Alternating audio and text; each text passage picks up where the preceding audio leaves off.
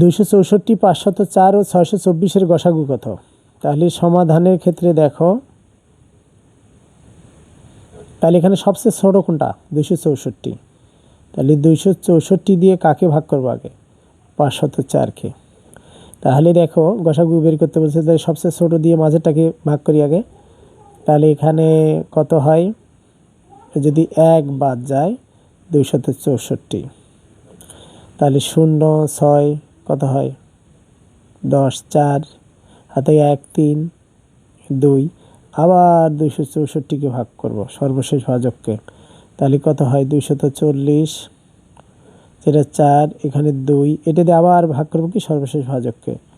24-কে 240-কে ভাগ করব 24, যেহেতু ভাজ্য আরও এক ঘর থাকে, এই 0, এই 0, তাহলে এখানে কত হলো? 24 হলো।